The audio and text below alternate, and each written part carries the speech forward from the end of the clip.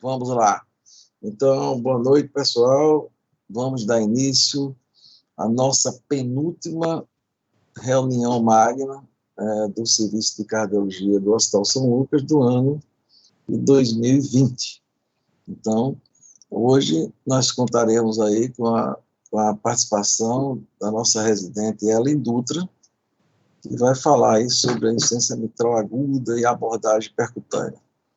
Ellen, é com você. Boa noite a todos. Para quem não me conhece, meu nome é Ellen Dutra, médica residente de cardiologia do Hospital São Lucas. O tema de hoje, como o Dr. Souza já falou, a gente vai falar um pouco aí sobre a insuficiência mitral aguda e abordagem percutânea, né? E elucidando aí o papel do valve em valve na degeneração da bioprótese mitral. Bom, o Souza. caso... Oi? Oi? Alô? Oi? E aí, Souza, já temos quantos? Nós temos 13. Já começamos. Viu? Vamos lá? Posso dar continuidade aqui? Pode continuar. Pronto, joia. Dando seguimento, bom, o caso a ser relatado, uma paciente atendida recentemente aqui no nosso serviço. O paciente deu entrada pela cardiologia no dia 10 de novembro, uma mulher de 81 anos. Inicialmente, a queixa dela era de cansaço, né? Ela veio encaminhada pelo cardiologista assistente, uma história de evolução de aproximadamente 14 dias, ter iniciado um quadro repentino de dispneia aos esforços, tendo percebido ao deambular distâncias curtas e realizar atividades habituais, o que começou a se tornar impactante na rotina diária, limitando algumas atividades pela dispneia, né? Ela negava episódios semelhantes prévios, a história tinha um início pontual, e nesse período havia buscado atendimento com cardiologista para elucidação do quadro, já tendo trazido alguns exames complementares. De história prévia, ela tem 2 cirurgias cardíacas, a primeira em 2003, uma troca valvar mitral com bioprótese, e a segunda em 2016, há 4 anos, que foi uma retroca valvar mitral com a bioprótese, e aqui nesse segundo evento, a paciente passou 43 dias internada, né, complicação após procedimento e com infecção. Tem história ainda de neoplasia de mama tratada, tendo feito mastectomia e esvaziamento ganglionar há 8 anos, fibrilação atrial em anticoagulação, é hipertensa, portadora de dor crônica, nega alergias, interroga aqui um transtorno de ansiedade, não é um diagnóstico mais presuntivo mesmo, sedentária e com sobrepeso. Nesse momento, estava em uso de losartana, 50 mg uma vez ao dia, furosemida, 40 mg uma vez ao dia, paracetamol, codeína, por causa da dor crônica, ela usava 2 vezes ao dia, espironolactona, 25 mg uma vez ao dia, e a varfarina, que ela usava meio comprimido de 2,5, uma dose de 1,25, uma vez ao dia, e ainda a quetiapina, 75 mg à noite. No exame físico da paciente, que chamava atenção, ela chegou clinicamente bem, né? Veio de forma, inclusive, encaminhada, né? Hidratada, corada, mas ela tinha aí uma turgência jugular, 30 graus, pressão normal, mas tinha um sopro mitral sistólico muito característico, definido, inclusive, pelo colega que atendeu inicialmente como um sopro piante, um sopro que chamava atenção, graduado aí em torno de 5 cruzes em 6, e foi uma das coisas que motivou a pesquisa aí desse novo quadro. Um quadro pontual com evolução de 40 dias e um sopro novo, muito característico. O restante do exame físico era dentro da normalidade. De exames complementares, inicialmente, ainda no dia 10, a paciente realizou o eletrocardiograma. Ela tem uma história prévia de FA, e nesse eletro aqui a gente parece ter um ritmo até regular, mas não dá para caracterizar bem a onda P, né? Mas assim, a priori nenhuma alteração nova, nada de agudo pelo eletro que a gente conseguisse caracterizar aqui, dando esse segmento, mas de forma para direcionar a internação. Ela já havia trazido para a gente alguns exames que tinham sido pedidos pelo cardiologista assistente, e aí, nesse momento, no dia 5/11, tinha uma elevação de transaminase, chama atenção aqui. O INR era de 4,62, a paciente usava varfarina já, e um ProBNP de 14.600, o que corrobora ainda com a questão da dispneia dela, né? E nesse momento havia sido introduzido o diurético. Ela estava fazendo uso de furosemida quando deu entrada no serviço. E da admissão, que a gente pode perceber em relação aos exames anteriores, é um aumento aí da creatinina em torno de 30%, o paciente tinha um clearance abaixo de 40%, né? E o ProBNP já tem até uma queda relativamente expressiva em relação ao anterior, que tinha só 5 dias, né, de evolução.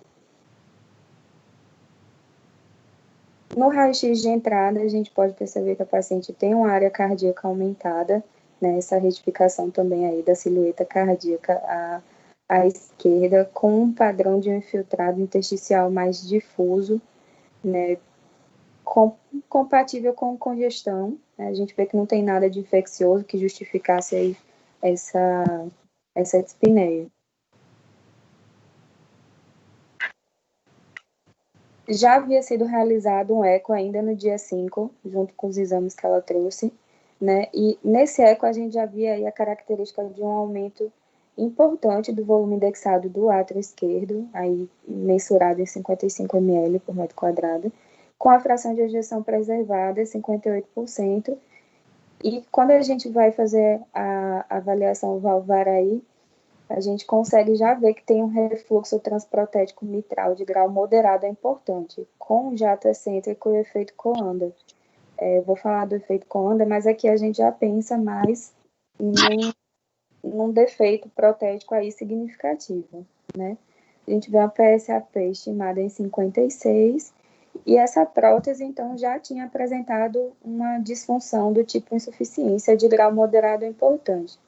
Daí a necessidade de talvez, né, continuar a investigação com o transesofágico para melhor avaliação dessa disfunção valvar. Sendo assim, foi, né? Quando a gente fala do efeito Coanda, só a nível descritivo mesmo, a gente fala aí justamente desse padrão protético, descreve justamente o retorno aqui, né, o refluxo do ventrículo para o átrio, como se escorresse pela parede, né, faz quase que um semicírculo. Esse aqui é um esquema, não é do paciente, mas esse Doppler aqui em cima, na margem direita superior, é do paciente, a gente vai conseguir ver melhor no transesofágico. Aí, no transesofágico realizado no dia 9, né, a gente vê ainda a persistência aí do volume indexado do átrio esquerdo aumentado, um aumento moderado, né, aumento também de cavidades direitas, aí átrio direito e ventrículo direito, fração preservada, tem uma disfunção sistólica do VD de grau discreto, né, e chama atenção aqui a prótese mitral, né, como a gente já havia visto a disfunção, aqui a gente consegue caracterizar, e tinha uma fratura do folheto posterior da bioprótese mitral, a abordagem foi em 2016, a última tem 4 anos, né? Então, a gente tem uma área do orifício aí de 2,9 centímetros quadrados, com a presença de refluxo central importante, o jato ele é excêntrico, já tinha sido visto no transtorácico e direcionado para o septo interatrial, né? O efeito que a gente viu lá é o efeito Coanda, que faz o semicírculo.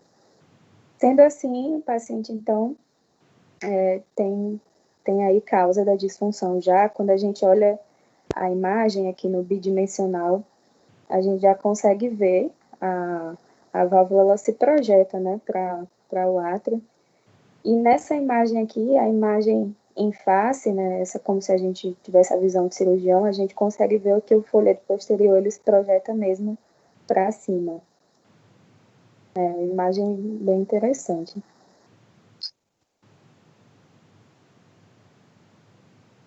E aqui no Doppler, né, dá para a gente caracterizar melhor, dá para ver melhor aqui os gradientes e aqui o refluxo, né, bem considerável.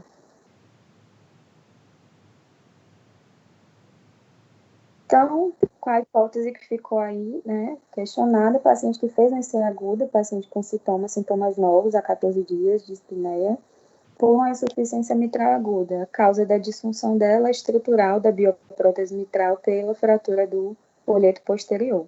Então, o paciente foi internada para compensação do quadro, né, esse ajuste mais fino dos sintomas, e aí entrou essa questão da programação do procedimento percutâneo. A idosa, 81 anos, né, uma discreta alteração da função renal já na entrada, né, paciente que já tem 2 abordagens cirúrgicas prévias, sendo que a última ela teve complicação já no pós-operatório.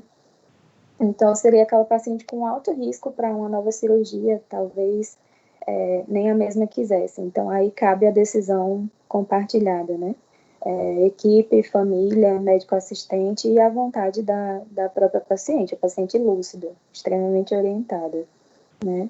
O paciente foi interna, solicitado angiotomo para avaliação valvar, a gente não tem um angiotomo propriamente dita ainda para avaliação valvar direcionada, então a gente acaba pedindo angiotomo de coronária, conversa com o doutor Luiz Flávio para fazer aí as medidas para a gente conseguir dimensionar aí a prótese, né? Feita a reconciliação medicamentosa, tinha sido suspensa a varfarina, o paciente tinha um INR de 4,6 anteriormente, então esperou aí uma queda abaixo do INR de 2 para poder iniciar a inoxaparina de 60, 12 em 12, até a data do procedimento. E aí, sobre a decisão compartilhada, só para a gente frisar, o caso foi levado para o RAR-Team, foi discutido, definir aí qual seria a melhor abordagem e optado, então, pela abordagem percutânea, né? Ainda é algo meio off-label, até a abordagem em paciente com insuficiência, mas no caso da paciente foi a estratégia adotada, né? Seria a estratégia adotada. E aqui sobre a angiotomografia, o doutor Luiz Flávio vai comentar um pouco, porque ela é direcionada um pouco diferente do que a gente vê habitualmente na angiotomo, né? Doutor Luiz Flávio. Boa noite, Ellen. Boa noite. Conforme Ellen falou, né, a gente, na verdade, o protocolo é igual ao da coronária, não muda nada. A única diferença é que a gente não precisa beta-bloquear, né, então acaba sendo um exame até mais rápido, né, com menos contraste também. A gente, assim como na TAV, a gente usa para quê? Para dizer se ele pode fazer o procedimento e orientar as medidas, né, que vão guiar o tamanho da prótese, né, como vai ser feito o procedimento. Então, aqui você vê nas imagens tridimensionais de cima, você vê que, primeira coisa, você vê a integridade do anel, né? Então, o anel mitral, o anel protético está íntegro, não tem fratura, não tem sinal de nenhuma ruptura do anel, tem ruptura da prótese apenas. Na imagem de baixo é onde a gente faz as medidas, né, que vão ser usadas para a escolha da prótese. E a gente consegue ver também que tem um discreto, essa areazinha preta aí em volta dentro do anel, seria um discreto panos aí, mas muito pouco.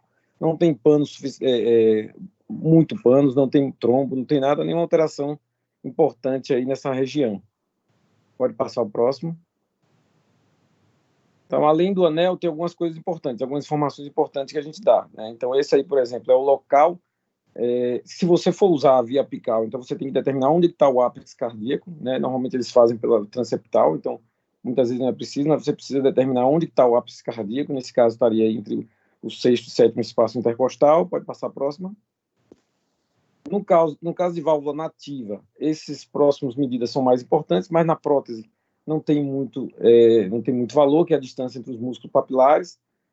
Você tem essa do meio aí importante, né, a distância entre o ápex e a prótese, né, para você guiar justamente quando for a inserção apical. E aí no último aí você vê a distância também da válvula ao folheto, né? Então, entre os músculos papilares em si, entre os papilares e o folheto. Mas o mais importante mesmo, a gente infelizmente não consegue fazer, que é o próximo. Pode passar o próximo, Ellen. Aqui a gente consegue também fazer o ângulo, né, mitro-aórtico, que é importante também na ancoragem da válvula, né? Isso aí tudo é importante na forma de inserção. Isso aí depois acho que o Vitor não está aqui, mas alguém pode comentar, alguém da hemodinâmica. As dimensões atriais, e aí embaixo você vê, esse aí que eu fiz aí, essa medida que eu fiz é da via de saída do VE original, que é a via de saída do VE atual. Só que aí, como eu falei, o próximo slide vai mostrar o mais importante de tudo, que é o que a gente, infelizmente, não tem aqui. Então, a gente acaba mandando essas imagens para fora, né, onde vai ser incluída essa informação aí, que é talvez a informação mais importante, que é o quê? Ele vai simular a prótese, que é a Sapiens 3, que é a única que se usa hoje. Então, ele vai colocar a Sapiens 3, o tamanho, né, que foi determinado de acordo com o anel que a gente viu lá. Então, ele vai inserir essa prótese através de um software, esse é o Circle, o nome do software a gente não tem aqui, e ele vai inserir essa válvula no procedimento, no exame, e ele vai, é como se ele fizesse parte do coração. É um software altamente avançado, não é só você desenhar a prótese aí, você tem que fazer com que ele insira no Daico. E aí você faz um corte transversal dessa válvula, que é a imagem do lado, e aí você vai medir a nova via de saída. Então, aquela via de saída que eu mostrei anteriormente é a via de saída que está hoje. Quando você colocar essa prótese, ela vai, que é uma prótese, na verdade, aórtica, né, invertida. Então, quando você coloca essa prótese, você vai ter uma nova via de saída, né? E aí, através da medida dessa via de saída, você tem aí a área e o perímetro aí embaixo nas medidas. No caso, você tem uma área excelente, uma área de 422, que seria 42 centímetros quadrados. Como é que surgiu a área mínima para você implantar a válvula? Através dos estudos de hipertrófica, né? Então, os estudos de hipertrófica mostraram que você tem um gradiente de via de saída quando você tem uma área acima de 20, né? Mais ou menos em torno de 20, 180, entre 180 e 222, mais ou menos em torno de 20. Então, se você tem uma área acima de 20, provavelmente você não tem gradiente. Então, nesse caso, tá ótimo, né? Porque tá uma área de 42 aí, né? Já com a prótese, né? Então, isso aí é talvez a informação mais importante. Infelizmente, a gente não tem um software que ainda, né? Se tiver muito volume, a gente poderia até adquirir, né? Mas como ainda tem essa facilidade do pessoal da prótese fazer para a gente está usando os serviços dele por enquanto. Então, a princípio, uma paciente com uma condição totalmente elegível para se fazer o procedimento. Pode passar o próximo. E aproveitando, né, a gente viu as coronárias, né, pela idade, né, apesar dela ter um CAT recente, mas o exame estava com frequência boa, a gente conseguiu avaliar aí as coronárias, né, tem umas plaquinhas aí, como você vê, né, aí você tem a DA, tem a CX, a CD, mas são plaquinhas e claramente sem redução luminal, né, então alguém poderia até preconizar, talvez, fazer um CAT nela, para fazer uma avaliação mais completa, mas nesse caso aí, com essas coronárias assim, dá para ir tranquilo, sem cateterismo. Pode fazer o próximo. Joia. E aí o laudo, assim, não tem, só as informações que eu já passei, né?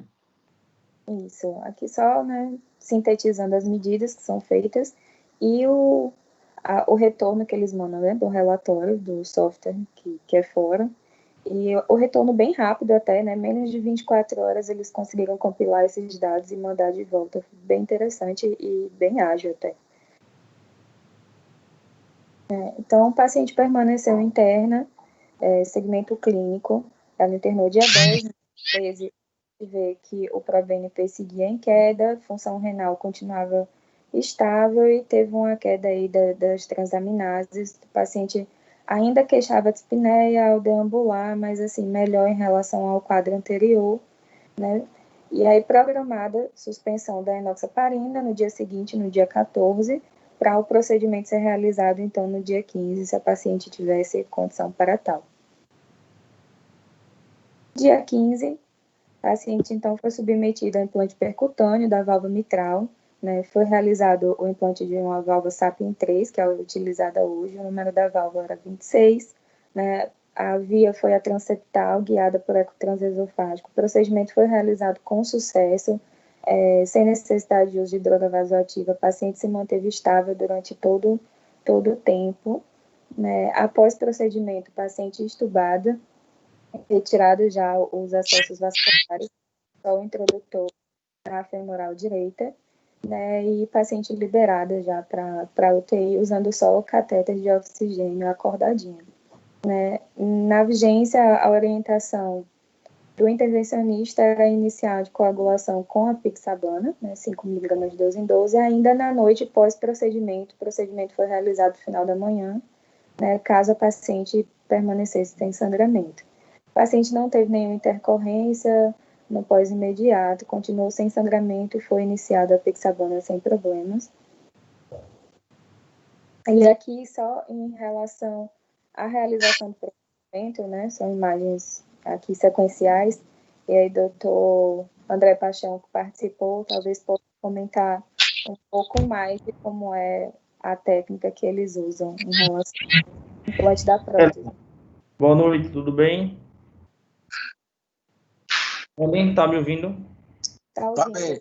doutor? Todo mundo ouvindo, André. Pode falar. Eu vou fazer alguns comentários em relação ao procedimento. O procedimento do valve-em-valve mitral, a válvula que a gente usa é uma válvula balão expansível, né? A mesma válvula que a gente utiliza para TAV, que é a Sapiens 3. Mas, obviamente, essa válvula ela é montada ao inverso, né? Parece uma coisa simples, mas a gente sempre confirma. O proctor que veio, que foi o Dr. Fábio Sandoli, parecia até assim, ele repetiu 2 ou 3 vezes. A válvula foi montada inversa? Foi. Porque o pessoal está acostumado a montar a válvula na direção da TAV, né? O procedimento, ele difere algumas coisas assim, interessantes para quem já tem alguma familiaridade com TAV. O procedimento na mitral ele é diferente. O acesso calibroso é em veia femoral, a gente sobe pela cava, e o procedimento, digamos assim, um dos pontos mais críticos é a punção transeptal, né? É naquele momento que você depende muito do ecocardiograma, tem que ter uma boa interação, e que você não pode ter complicações como tamponamento ou até mesmo perfuração, e o paciente ter que reverter para uma cirurgia cardíaca. Funcionado o septo, passa um catéter, acho que o Rodrigo tem mais familiaridade do que a gente, que é um catéter Agilis, é um catéter dirigível, ele é flexível a pontinha, ele faz a curva, e automaticamente, quando a gente está no átrio esquerdo e a gente mexe nesse catéter, ele já praticamente fica direcionado ali para o ânulo da válvula, e com o catéter pigtail por dentro dele, a gente consegue atingir o ventrículo esquerdo, né? Então, assim, algumas considerações em relação ao procedimento esse: a via é uma via mais tranquila, é uma via venosa, né?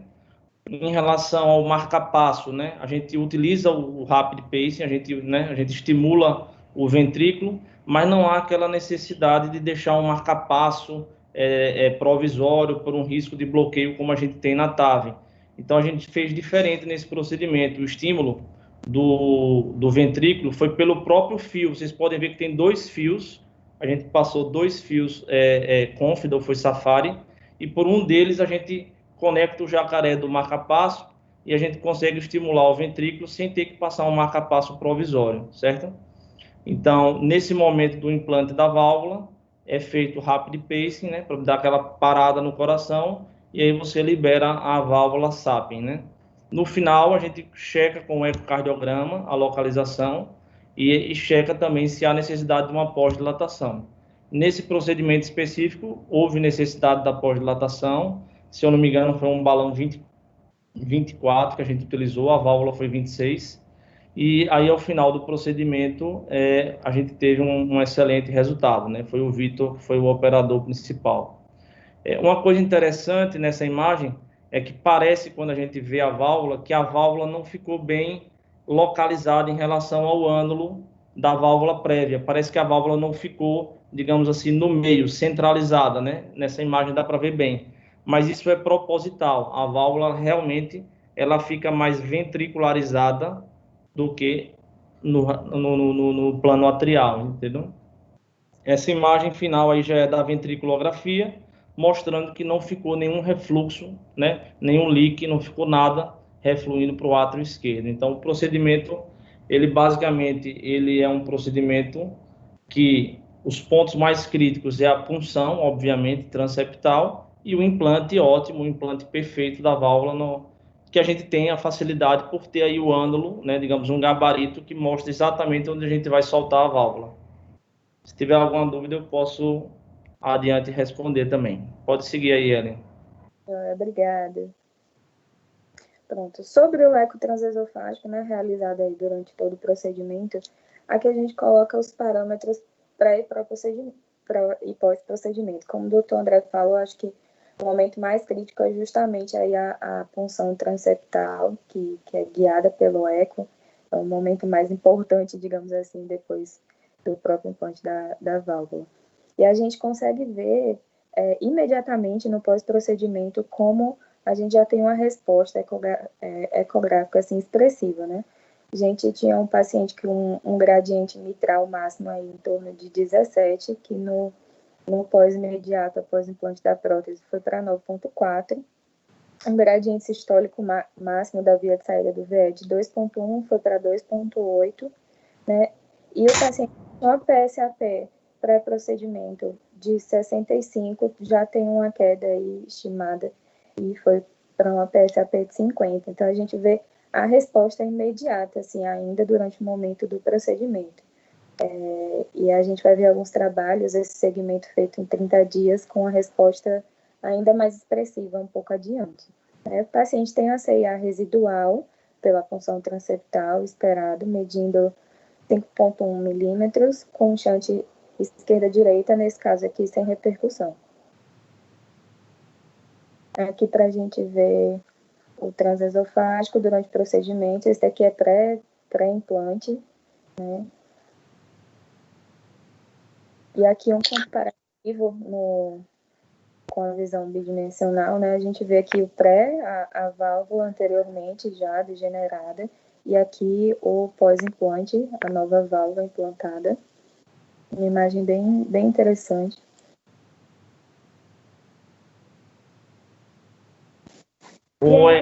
Esse é um assunto interessante que às vezes surge uma dúvida, é porque quando a gente funciona o septo, a gente dilata esse local com um balão, geralmente um balão 6, um balão 8, e geralmente surge essa dúvida, né, nas aulas, e o pessoal pergunta em relação à possibilidade de ficar uma comunicação interatrial, né? Tem trabalhos que mostram que é de 3 a 8%, né? E a grande maioria das vezes não causa nenhuma repercussão. E até o colega que veio de São Paulo disse que apenas um caso que ele fez dos 60 e 62 casos, ele depois teve que fechar com prótese essa comunicação interatrial, tá? Mas na imensa maioria das vezes isso não causa nenhuma repercussão, nem nenhum problema para o paciente, não. Joia. Nas primeiras 24 horas pós-procedimento, né, o paciente, a gente viu que ela evoluiu bem no imediato. E aí o paciente tinha só um discreto hematoma à direita, perto do sítio de punção. Continuou usando antibiótico profilático, antibiótico de escolha aqui foi ampicilina subactam. Função renal se manteve estável, paciente hemodinamicamente estável, aceitando dieta oral, deambulando logo nas primeiras 24 horas, né? E já havia sido reiniciado a apixabana ainda na noite do dia do procedimento. Após 48 horas do procedimento, já programada a alta da UCV, paciente com evolução progressiva, satisfatória.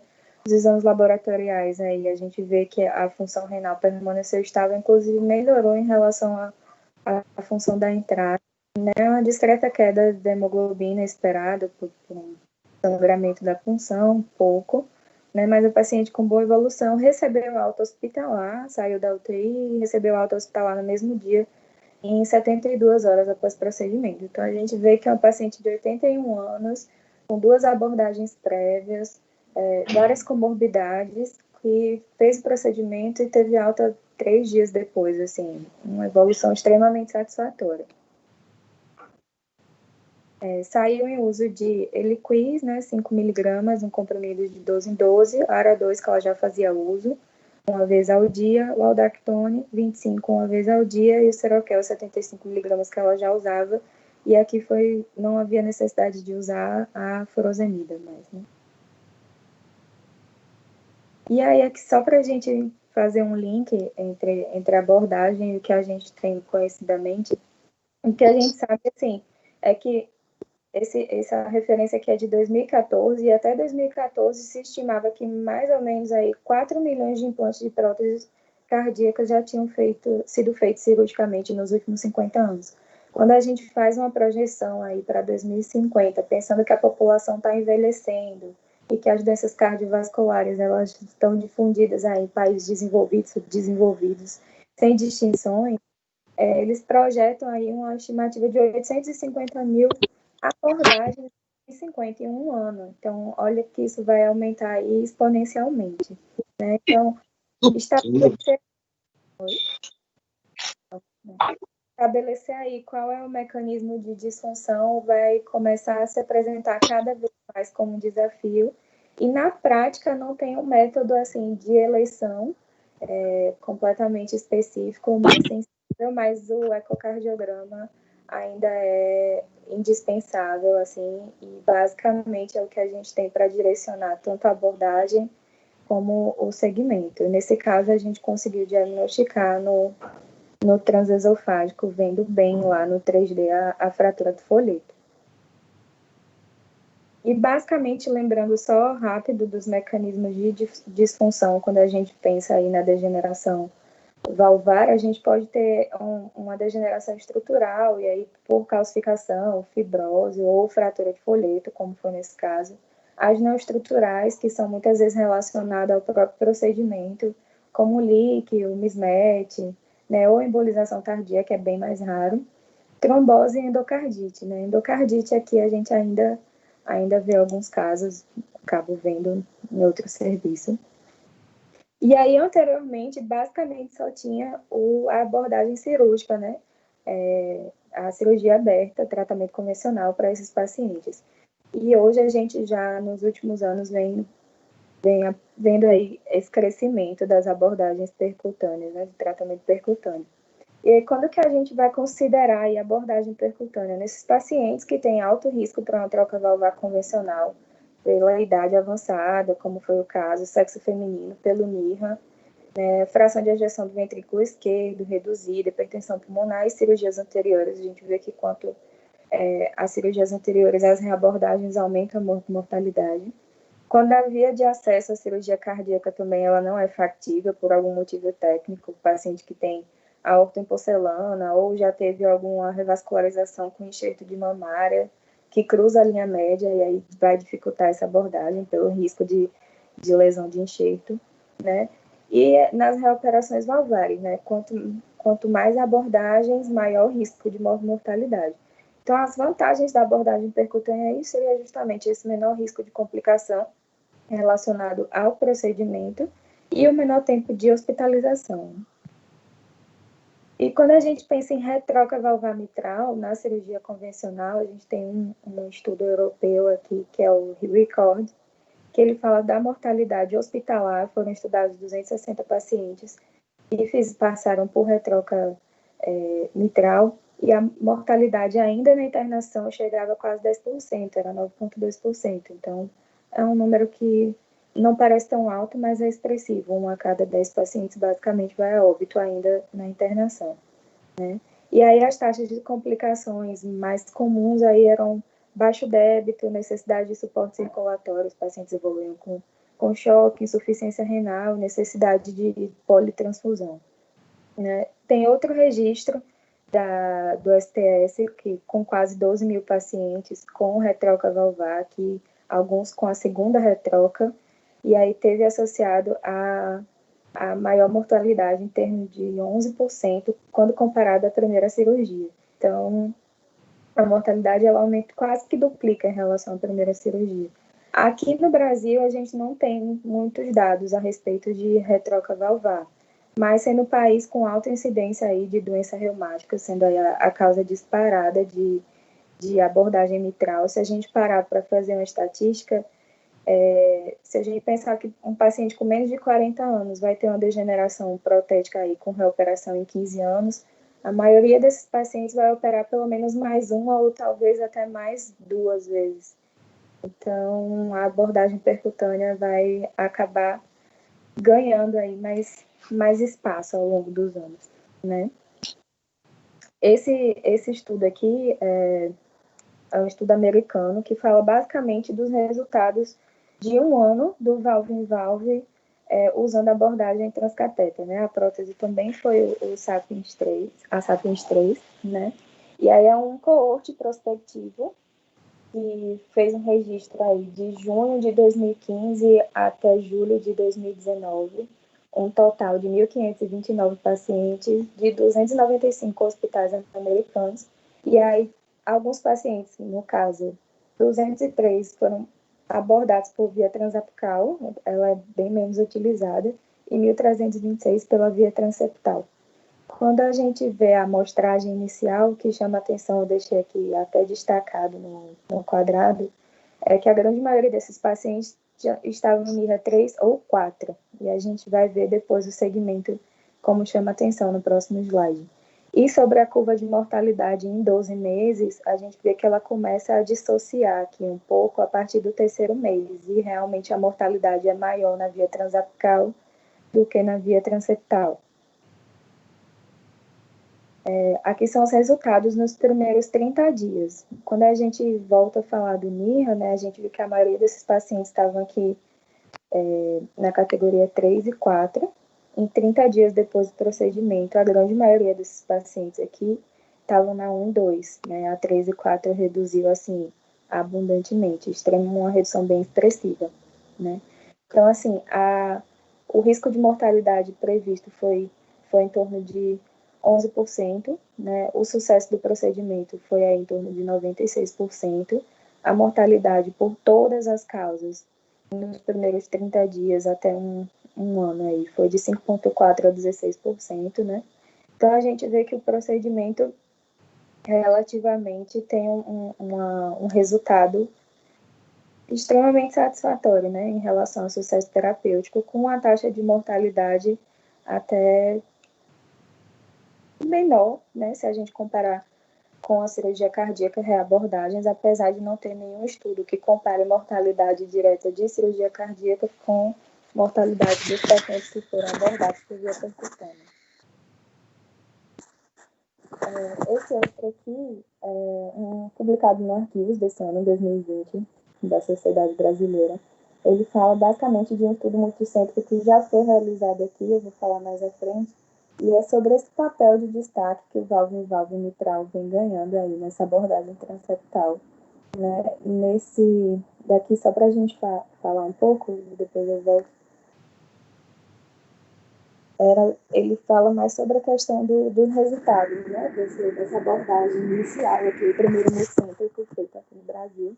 Um estudo pequeno, com 17 pacientes, né? Esses pacientes foram avaliados em 12 hospitais, foram submetidos aí à abordagem de junho de 2016 até fevereiro de 2019. E o que a gente conseguia ver assim, de complicação, poucas complicações, né? Perfuração cardíaca em 1,9%, tamponamento e conversão para cirurgia em 1,3%, a necessidade do fechamento da comunicação, como o doutor André tinha comentado, também bem baixa, 5,4%. Né? E o AVE e o AIT em 1,6%, e talvez aqui disparada a obstrução da via de saída, com 11% de incidência, que seria a mais temida, assim, e o pior desfecho possível, né?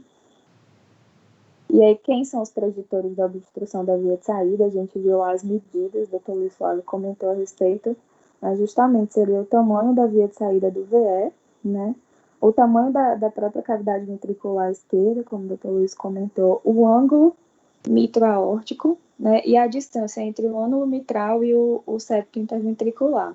Aqui é da própria paciente, né? O retorno que eles mandaram depois da tomografia com a projeção de algumas dessas variáveis aqui. E aqui nesse multicêntrico nacional que a gente vê, apesar de um N bem pequeno, ele lembra muito o outro, com o N de 1.500 americano. A mesma faixa etária, a maioria dos pacientes com sexo feminino, a maioria dos pacientes também com classe funcional com NIRA 3 e 4. Eles têm uma amostra que, quando a gente compara, é até parecida, apesar de ter um N bem diferente. E aqui, sobre os resultados desse estudo, quando a gente vai lá falar do NIRA novamente, a gente vê que a maioria aqui, todos, né, em classe 3 e 4, e posteriormente, esse daqui são resultados nos primeiros 30 dias, como isso impacta positivamente até na qualidade de vida, né, do paciente. 2 pacientes foram a óbito, um por obstrução da via de saída do VE, foi a óbito nas primeiras 6 horas após o procedimento, e o outro também por obstrução da via de saída, com óbito nos primeiros 30 dias pós-procedimento. E quando a gente fala de dados ecográficos, a gente viu lá o eco pré e pós-procedimento, aqui algumas variáveis que lá a gente também conseguiu comparar, né, sobre a pressão, a PSAP, né, que a gente viu uma queda, no caso da nossa paciente, de 65 para 50, e aqui um intervalo até parecido, né, a gente vê que em 30 dias continua tendo um descenso aí com a queda gradual. O gradiente mitral, né, que tem aí uma redução também expressiva, e a área valvar mitral, que mais que dobrou, né, teve um aumento aí de 100%, e basicamente também foi o que aconteceu no nosso caso. Apesar da gente ver essa evolução positiva, algumas questões aí não são respondidas, tem um limbo aí ainda a ser preenchido, né? Então, a terapia antiplaquetária ou anticoagulante implantada aí a procedimento, nenhum estudo é categórico sobre o que usar e por quanto tempo usar e se usar, né? Então, ainda não tem consenso para isso. A maioria dos pacientes a gente viu que saiu com antiagregante ou com anticoagulante, mas não tem definido o tempo que vai ser usado. Então, essa aí é uma das questões a serem respondidas. Uma outra pergunta a ser feita aí seria os efeitos sobre a tricúspide nos pacientes que já têm uma insuficiência tricúspide funcional, aí mexendo nessa parte hemodinâmica de ventrículo direito, e se esses pacientes realmente merecem ser abordados, se isso não vai impactar negativamente, né? E sobre a durabilidade da prótese. Como a maioria desses pacientes que são abordados são pacientes idosos ou pacientes considerados talvez inoperáveis cirurgicamente, então o tempo de sobrevida deles não é tão longo. A gente não sabe, então, o desfecho aí da duração de uma prótese dessa, sendo que os pacientes jovens ainda não são abordados. Tem um estudo nacional que está em andamento, que é o Survive, que está avaliando aí, acompanhando os pacientes que foram abordados para ver mais ou menos a estimativa da duração da prótese. Até então, não se sabe. E é isso. Eu vou passar aqui algumas fotos dos bastidores.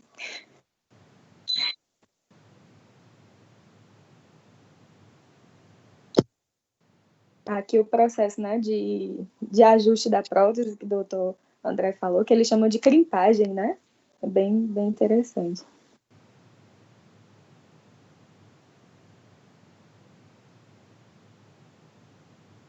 Aqui já a prótese já implantada, né? Fazendo o ventrículo.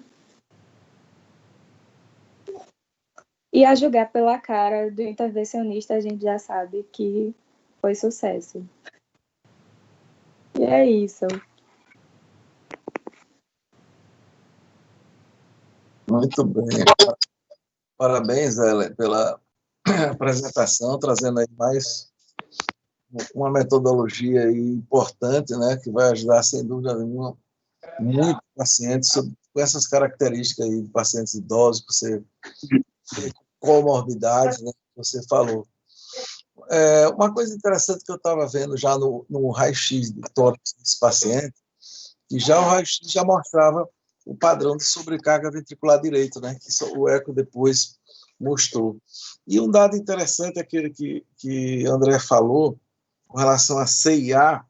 Eu me lembro que quando Roberto Paixão começou a fazer as primeiras aqui intervenções na válvula mitral, a gente tinha um receio imenso de ficar com CIA, e foram raros os casos realmente que teve CIA significativo, embora o tipo de catéter, sem dúvida, nesse aí é diferente. Bem, então está aberto aí para perguntas. Doutor Bosco, você está com o microfone aberto, quer fazer alguma pergunta? Querida, é possível? Pois não, claro. Claro. Eu queria fazer um comentário rápido, logo fosse sair da nossa época da INAMPS. É um caso muito bizarro. Estou lhe vendo aqui, Lauro. É um prazer lhe ver. É um caso que vai se repetir muito, né, Souza? Lauro está aí presente. E esse tipo de caso vai se repetir muito. Vai se repetir por quê? Porque a população está vivendo muito mais, porque a implante de válvula biológica nas doenças da válvula mitral, que é a patologia, a válvula mais acometida no coração, o implante de válvula biológica passou a ser muito mais rotineiro do que a válvula mecânica. O mundo, a América, usava muito válvula mecânica e o Brasil, Sergipe, não usava muito raramente. Que é do INAMPS, como eu, Lauro Souza e outros, Roberto Paixão, que já faleceu, e outras pessoas, Conceição Prudente, e Teles e o grupo de Teles não usava a válvula mecânica. E depois o mundo também reduziu o uso de válvula mecânica, passou a utilizar mais válvula biológica. E como usa a válvula biológica, o tempo de duração de uma válvula biológica é menor. E a população está vivendo mais. Se está vivendo mais, a válvula biológica tem um tempo e essa válvula vai degenerar. E esse tipo de procedimento, que é o tratamento via percutânea, vai ser cada vez mais comum, mais comum. Agora, uma coisa interessante nesse caso, nos casos de válvula mitral, é que, embora sejam pacientes graves e que a cirurgia tem uma mortalidade extremamente elevada, é um grupo de pacientes com a menor idade do que o grupo de pacientes que vão para a troca de válvula tricúspide, de válvula aórtica. A válvula aórtica, no estudo PARTNER 1, a média de idade é de 80 anos para cima. No PARTNER 2, é próximo a isso. E no grupo de baixo risco, PARTNER 3, você vai ter um grupo em torno de 70 e poucos anos. Se você pegar os registros dos indivíduos que foram para tratamento percutâneo com a válvula mitral, a idade é mais baixa. Pode olhar nos registros aí na faixa dos 70 e poucos anos, embora o risco cirúrgico será muito alto. Essa paciente é muito interessante porque ela teve um sopro, então o médico assistente devia conhecer, ela tem um sopro novo, então devia ter rompido realmente a válvula. Chegou com turgência jugular, mas o eletro mostrou uma frequência lenta, estranho, assusta. O eletro é uma frequência lenta. De longe não dá para dizer se é fibrilação atrial, se é o ritmo juncional de escape, mas é uma frequência lenta para o paciente grave. Outra coisa é a chapa de tórax, foi falada, tem uma congestão pulmonar importante, já tem ali. Transaminases aumentaram e tem hipertensão pulmonar, mas no exame físico não foi falado se a paciente tem congestão pulmonar. Houve aparecimento de falência renal, de insuficiência renal, que certamente era por congestão do sistema venoso por causa da falência cardíaca. Uma coisa extremamente importante é a anticoagulação nessa paciente. Essa paciente eu vi que estava usando Varfarin. Podia estar usando Varfarin, podia estar usando Varfarin. Quando entrou no hospital, trocaram para Clexane. Eu não sei o peso dela. Trocaram para Clexane numa dose razoável, 60 e 60. E o pessoal que fez o procedimento trocou depois para Apsaban.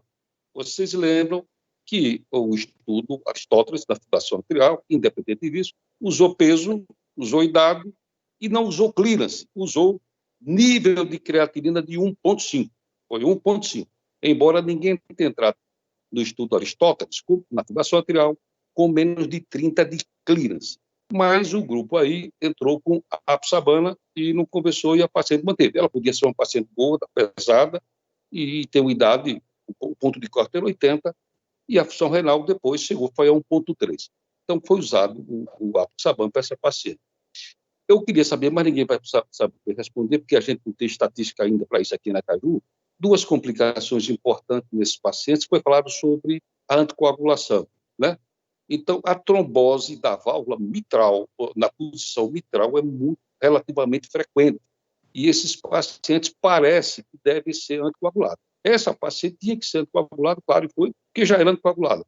Mas os pacientes sem fibrilação atrial parece que devem ser anticoagulados. Não se sabe qual é o tempo, mas se sabe que o risco de trombose é muito grande.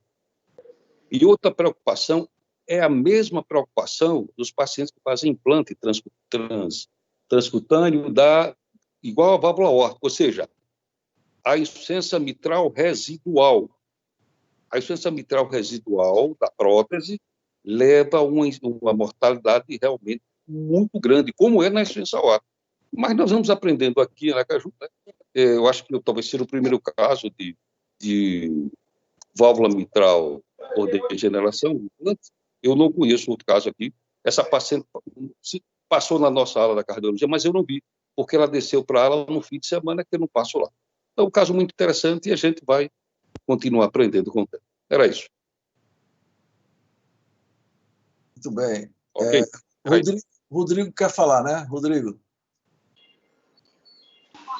Quer falar antes, hein, Laurão? Não, eu sou da época que acompanhei aí, Souza já abordou e falou, e Souza Cibos também, da intervenção percutânea da válvula mitral, as estenoses, a valvoplastia mitral corrigindo, e o temor que a gente tinha na passagem do átrio, do septo. Eu quero parabenizar Helen, porque sempre é um show da apresentação.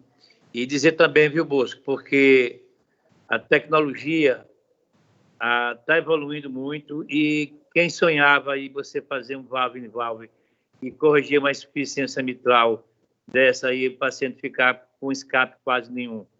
Eu tive dificuldade de entrar nessa reunião, entrei às 18h23 e peguei já o trem andando. Mas quero parabenizar toda a equipe. Bom, um abraço para vocês.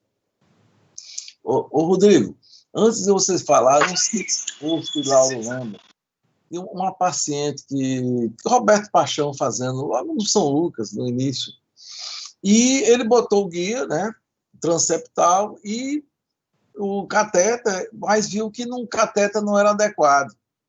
E foi procurar, foi pegar, não sei de quem é essa paciente, se era de Lauro Bosco, não me lembro da época, mas ele foi buscar, ligou para o representante para saber onde é que tinha catéter, e a paciente ficou um tempão com o coração pulsando e o catéter lá dentro, no átrio ali, transeptal, e não fez CA significativa. É interessante, né?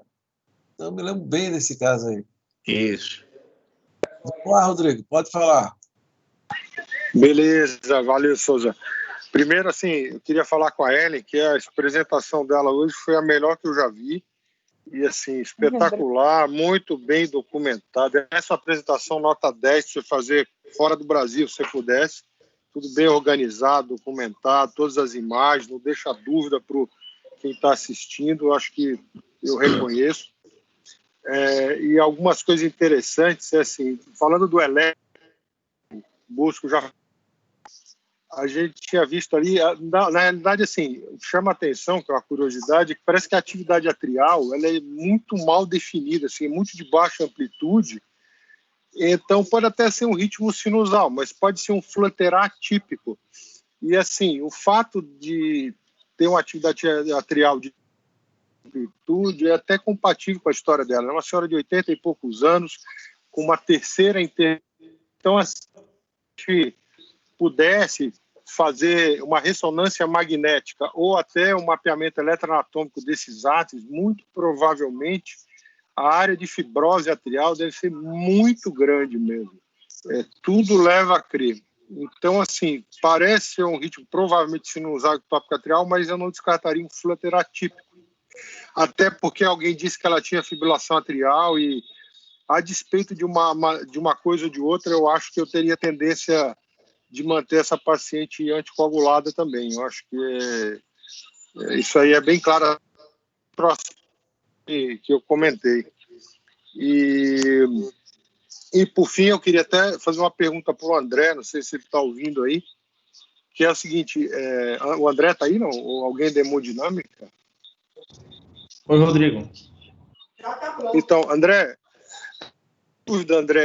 qual é a referência que vocês usam para expandir a prótese? Nesse caso, você tinha uma referência radiológica do anel mitral pela cirurgia anterior, não é isso, pregressa? Na verdade, a maioria qual é a referência que vocês usam? A maioria desses casos, o paciente já tem uma válvula biológica, né, prévia. Então, geralmente, você tem essa informação. Acho que esse paciente tinha usado uma válvula, uma Braille 29. Até uma consideração a fazer. Acho que os 3 casos que tiveram aqui no estado, todos 3 foram para pacientes com válvula Braille degenerada, né, rotura de folheto. É uma válvula nacional, acho que, né, Souza deve conhecer melhor, que fez parte da cirurgia cardíaca. E é uma válvula que a gente usou muito, acho que aqui no estado, não sei se ainda usa muito, é uma válvula nacional. E os casos que tiveram aqui no Sergipe, todas foram de rotura de folheto de válvula Braille, né? Então, essa válvula, se eu não me engano, Rodrigo, era 29. Além disso, tem todas aquelas medidas da tomografia que a gente envia para fora, né? E o proctor, geralmente, também define, junto com a equipe, qual é o tamanho que vai ser utilizado.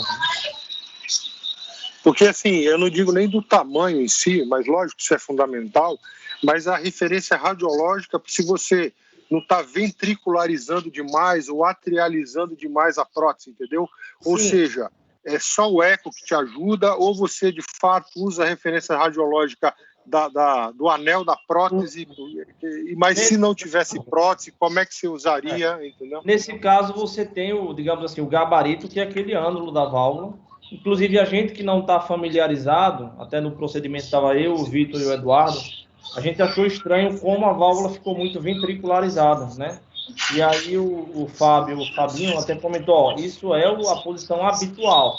Então, na verdade, esse procedimento para a gente, no Brasil é novo, para a gente, em Sergipe, é uma novidade, na verdade. Então, a gente está aprendendo com os casos que a gente vai participar. Mas essa definição é guiada pelo eco também, não só pelo ânulo da válvula, né, mas pelo ecocardiografista que define. Essa válvula, como ela é balão expansível, ela não permite recapturar. Isso é uma coisa interessante de falar também, tá?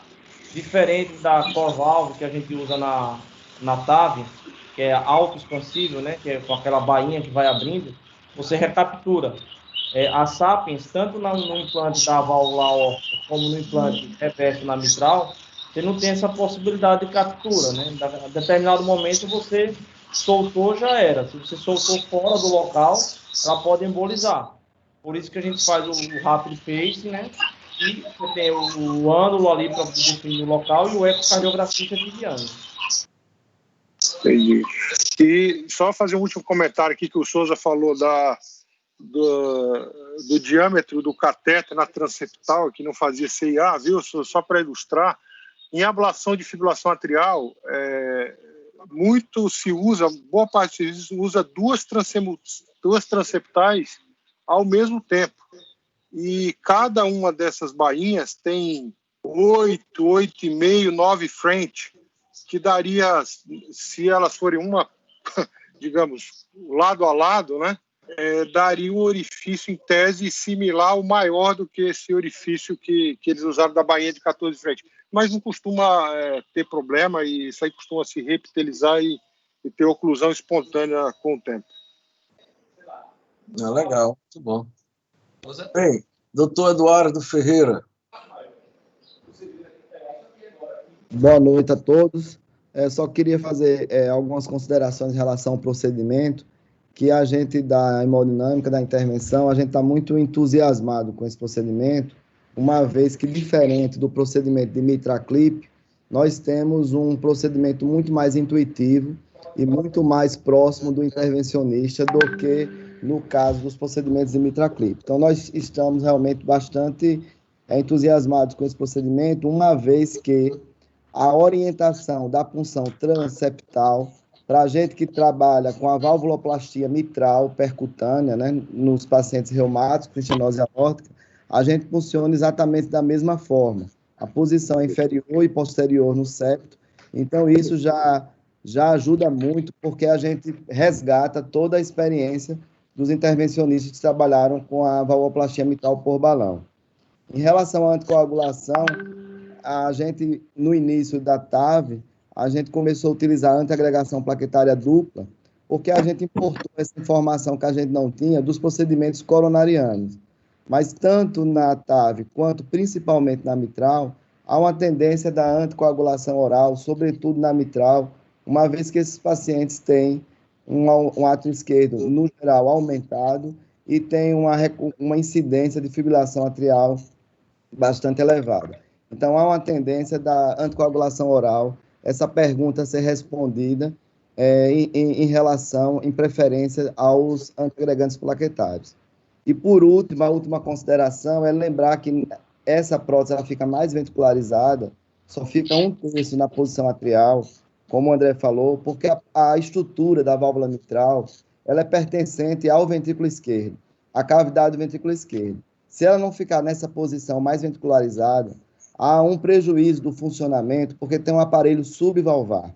Então, diferente da válvula aórtica, que é uma válvula anular, né, que é uma válvula, melhor falando, semilunar da válvula, né, de um vaso da aorta, a válvula mitral ela tem todo o aparato subvalvar que precisa ficar aprisionado. Por isso que ela fica 2/3 para dentro do ventrículo esquerdo, exatamente para a função dela ser plena e não haver nenhum prejuízo na válvula biológica nova implantada. Então, eram essas as considerações que eu queria falar para complementar aí o que o André, que estava conosco no procedimento, junto com o Vitor, e o doutor Fábio, para contribuir aí com a reunião. Obrigado. Eduardo, só complementar, assim, só um questionamento em relação a essa questão da ventricularização da prótese. Eu estava observando aqui pela projeção dela no ventrículo esquerdo, e me lembro que naquela época de muita prótese, né, que nós acompanhamos, como o Moço falou, o Lauro falou, no Dante tinha uma infinidade de pacientes com prótese. Eu me lembro que o que se discutia muito é quando a estrutura da prótese era grande no interior do ventrículo esquerdo, isso poderia contribuir para a disfunção ventricular. Por exemplo, quando você pegava uma prótese de Starr, Lauro Bemba de Starr-Edwards, e botava em posição mitral, fatalmente iria evoluir para a disfunção. Existe alguma coisa a respeito disso? Porque, assim, você está falando do processo fisiológico da válvula em si. Mas eu estou falando da função ventricular, se tem alguma coisa, pelo fato de ter uma estrutura projetada maior do que o que existe normalmente, né? Perfeito, Souza. É por isso que, primeiro, essa prótese ela não é uma prótese mitral, né? Ela está sendo feita ainda, são 74 casos feitos no mundo, né? E essa prótese é colocada de forma, entre aspas, off-label, né?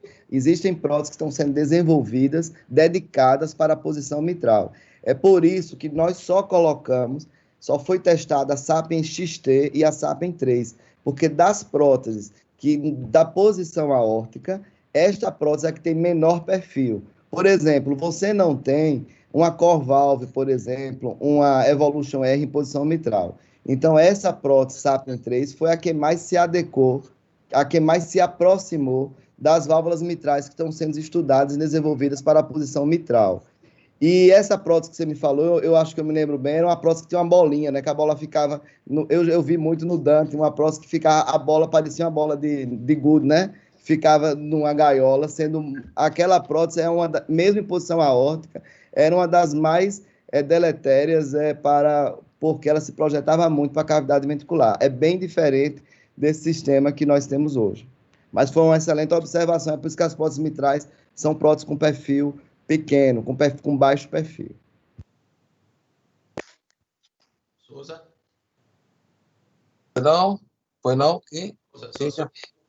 Não, eu queria só dar o depoimento. Eu acompanho essa paciente desde a primeira cirurgia cardíaca, era uma paciente de meu pai há 17 anos, depois na última há uns 5, e a diferença de pós-operatório é uma coisa assim absurda. A última cirurgia foram 40 dias, com todo o estresse que a gente possa imaginar de quadro infeccioso, suposta endocardite infecciosa, etc. E essa paciente fez fibrilação atrial no pós-operatório, com prótese mitral, átrio grande, e eu nem tive dúvida nunca de anticoagular.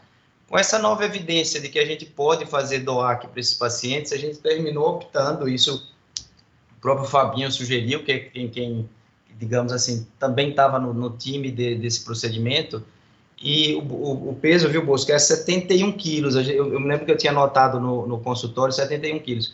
E que chamava a atenção dessa doente é que eles me ligaram de distância, que ela tinha tomado uma gabapentina e começou a ter uma fraqueza nas pernas. Então, quando a gente conta a história, parece simples, mas, na verdade, ela tinha uma fadiga e um peso no tórax médio e lombar baixo. É impressionante. Mas ela andava e a gente via que ela estava fadigada. Agora, o que matou o diagnóstico, sem dúvida, é o sopro piante, típico de uma ruptura.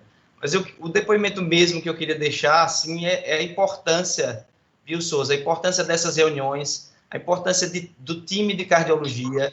Essa paciente foi aprovada em tempo recorde, do diagnóstico até a feitura do procedimento. A importância de a gente ter clínicos tomando a decisão junto com o cirurgião, junto com o grupo da hemodinâmica, está todo mundo junto, dando segurança à família, dando segurança a quem indica, e eu acho que tudo isso implica no resultado final. Hoje eu mandei até uma foto para a Ellen, ela está ótima, amanhã, o quinto, ela passa comigo no consultório e vai para a estância.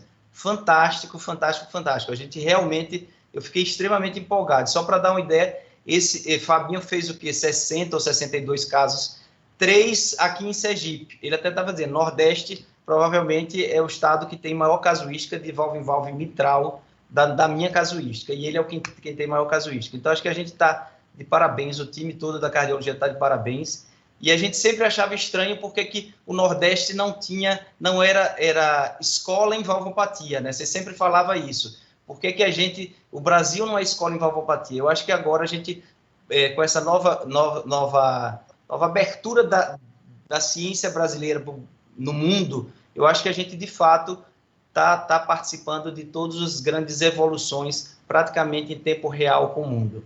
Então, parabéns, Ellen, sua apresentação, de fato, como o Rodrigo falou, foi excepcional, foi muito boa mesmo, e eu acho que em qualquer lugar do país e do mundo, essa apresentação seria uma apresentação digna de elogios. Muito bom. Obrigada. Alguém queria fazer mais alguma consideração? Bem, então, eu queria mais uma vez aqui parabenizar a Ellen, sem dúvida nenhuma, já foi dito aqui, foi muito boa. Isso aí mostra seu amadurecimento, né? E mostrou que você ficou bem no caso, fez uma revisão bem feita. Então, sem dúvida nenhuma, quem mais lucra com esse quadro foi você mesmo. Então, parabenizar, agradecer a presença de todos e convidá-los para, de hoje a 8, nossa última reunião magna desse ano, e nós vamos contar com a presença de doutora Olga Souza, que é a coordenadora nacional da cardiologia da Rede DOR. Então, espero contar com a presença de vocês todos para prestigiá-la aqui, que é uma pessoa que tem uma experiência grande, e ela vai falar de um tema interessante, que é o uso de anticoagulação em situações clínicas diversas. Então, é um tema que interessa a todo mundo. Ok? Então, boa noite a todos e até a próxima semana, se Deus quiser. Obrigada. Um abraço a todos. Obrigado.